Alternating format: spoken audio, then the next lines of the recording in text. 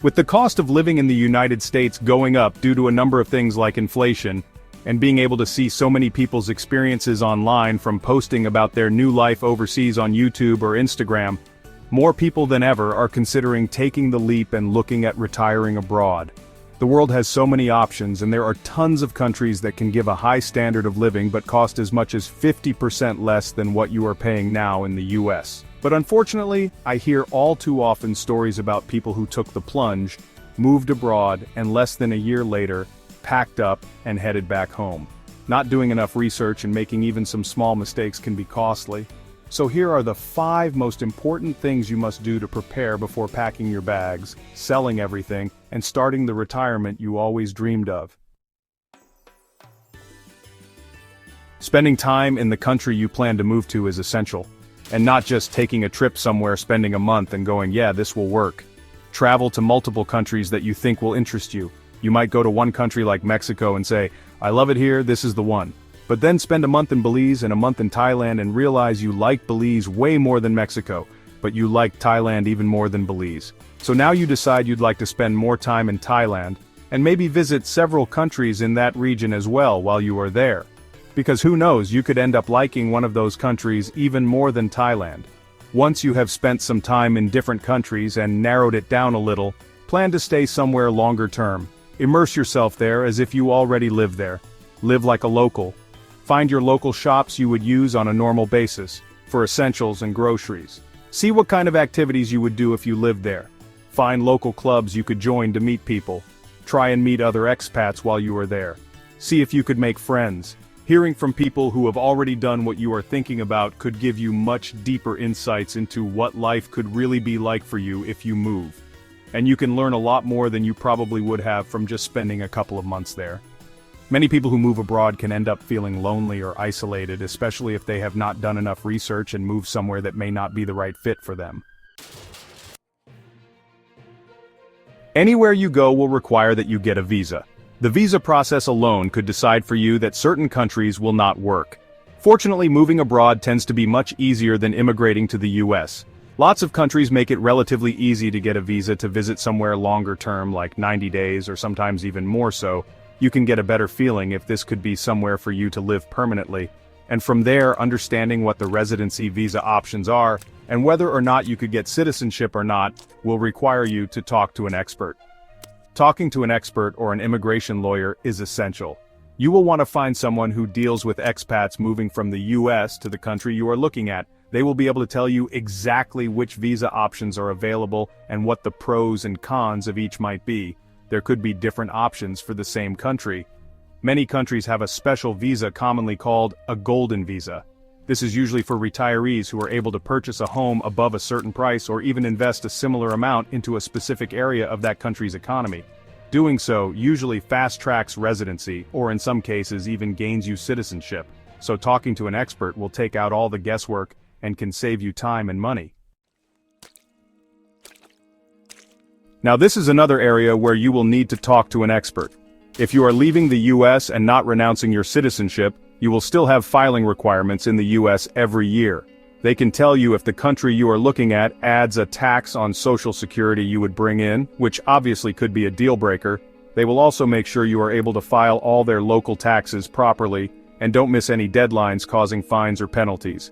The good news is the U.S. does have tax treaties with many countries, so you will only pay taxes in the country you move to, and you will just be reporting back to the U.S. But depending on your situation, it could be a little more complicated. If you have more than $10,000 in a foreign bank account, you will need to file an FBAR, Foreign Bank and Financial Accounts form, with the Department of the Treasury every year.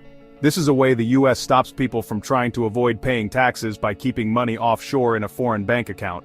There is also another form you might need to fill out that has big penalties if you don't. This is Form 8938. You will be required to fill in this form if you have part or full ownership of certain foreign assets like bank accounts, retirement accounts, stocks, bonds, and a bunch of other things. Failing to file the form exposes you to enormous penalties. Penalties begin at $10,000 per violation, and as of the 2018 reporting year, individuals who have been required to file this form since 2011 face penalties of $80,000.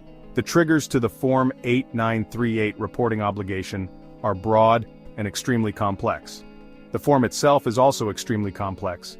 It consists of 6 different parts, 16 different reporting thresholds, ranging from $50,000 all the way to $600,000, and requires 14 pages of instructions to explain and guide compliance.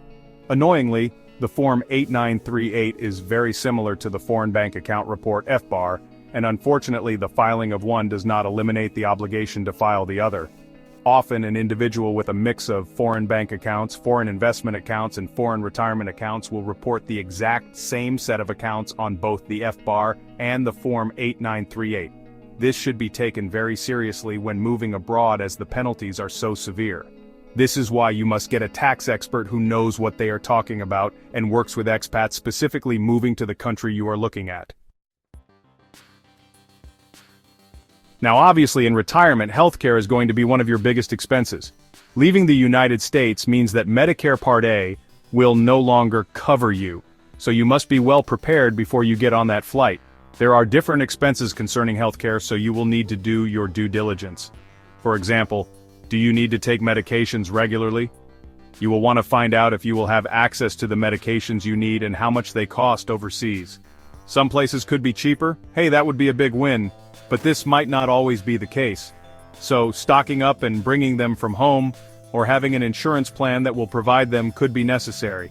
You will need to decide if local care is an option. Depending on where you move, you might be able to get local health insurance once you gain residency or even citizenship, potentially reducing your cost. But this care might not be totally adequate for your needs. Local insurance premiums tend to go up with age in many places. So if you get a policy at 65, it will probably cost more than if you got it when you were 60. Also, once you turn 70, that premium could go up. Just something you need to know before you go. Having international health insurance is highly recommended. There are even some policies that would cover the cost of transportation back to the United States if you have something more serious you would prefer to do back home. If you have pre-existing conditions, this can affect whether or not you can get local coverage. And this can cause your premiums to be higher as well, so it's definitely something you will want to figure out. Going back home to visit family can be a big cost that you should consider. Yes, your family will want to visit you, who wouldn't want to go to a tropical paradise and not have to pay for a hotel, but this will not always be an option for them. You could have aging parents that might require your attention at some point, or a family member who has an injury or some health issue. So, knowing the cost of flights home at different times of the year, and especially what a last-minute booking could cost you, is important. Difficulty of getting home is something to think about as well. If you like to visit your family and want to go home a few times a year, then maybe somewhere in Asia halfway around the world will be too far for you. Maybe you would be better somewhere in the Caribbean or Central America, where you are just a short journey and flights are much cheaper.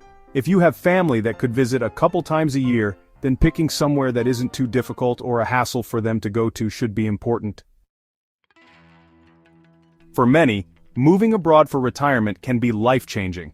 Lowering your cost of living can allow you to enjoy your golden years near the beach, soaking in the sunshine, and living life the way you always wanted without sacrificing your standard of living. This is why so many Americans are exploring the idea, and you should too. There's no harm in seeing what else is out there. There could be a life you never thought you could have just waiting for you. Thanks for joining us to explore the 5 key things you must know about retiring overseas. What do you think? Would you take the leap? Let us know in the comments below. Don't forget to hit subscribe for more insights on top retirement spots, global rankings, and tips for your next adventure. See you soon.